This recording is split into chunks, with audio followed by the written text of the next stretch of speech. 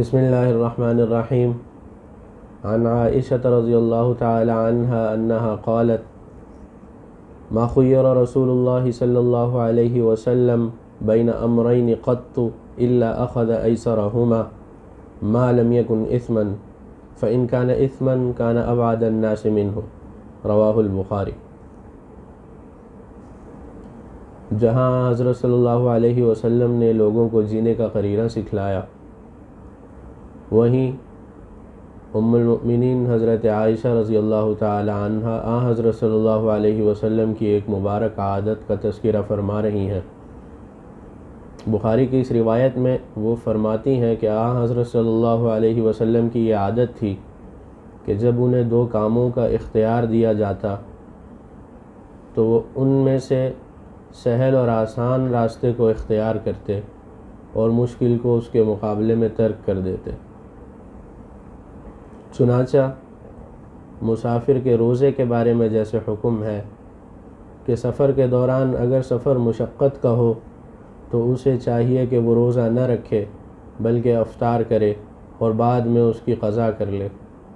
اور اگر سفر سہل ہو تو افضل یہ ہے کہ روزہ رکھ لے۔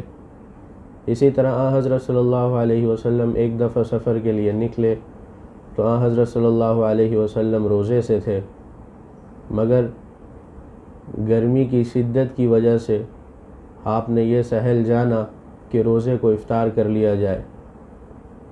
اسی طرح ایک دفعہ حضرت صلی اللہ علیہ وسلم نے ایک جگہ پڑاؤ ڈالا ہوا تھا تو وہاں آپ نے کچھ مجمع لگا ہوا دیکھا۔ آپ وہاں تشریف لے گئے اور دیکھا کہ ایک آدمی زمین پر بے ہوش پڑا ہے اور کچھ لوگ اس پر سایہ کیے ہوئے ہیں۔ آپ صلی اللہ علیہ وسلم نے دریافت فرمایا کہ بھئی کیا بات ہے، یہ کیسے بے ہوش ہوا؟ تو انہوں نے فرمایا کہ یہ روزے سے تھا اور سفر کی حالت میں تھا، چنانچہ گرمی کی شدت سے یہ بے ہوش ہو گیا۔ تو حضرت صلی اللہ علیہ وسلم نے فرمایا لیس من البر الصوم فی السفر، یعنی سفر کے دوران روزہ رکھنا کوئی بھلائی کا کام نہیں۔ اسی طرح فتح مکہ کے موقع پر چونکہ فتح مکہ رمضان میں پیش آیا، جب حضرت صلی اللہ علیہ وسلم مدینہ طیبہ سے مکہ کی طرف سفر کے لیے نکلے تو روزے سے تھے اور صحابہ نے بھی روزہ رکھا ہوا تھا، لیکن دوپہر کے وقت صحابہ نے آ کر عرض کیا کہ یا رسول اللہ، گرمی بہت شدید ہے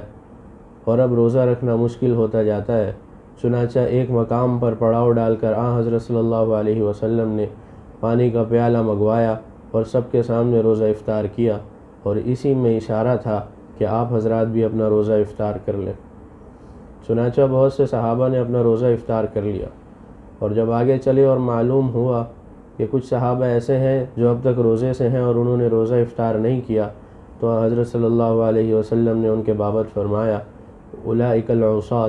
یعنی وہ لوگ بات کے نہ ماننے والے ہیں۔ اسی طرح جب حضرت صلی اللہ علیہ وسلم کے سامنے کوئی بھی ایسا کام آتا یا آپ کو اختیار دیا جاتا کہ دو کاموں میں سے ایک کرنا ہے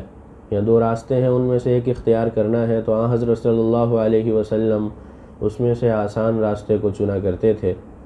اور یہی اسوہ حسنہ ہے، ہمیں بھی اسی پر عمل کرنا چاہیے۔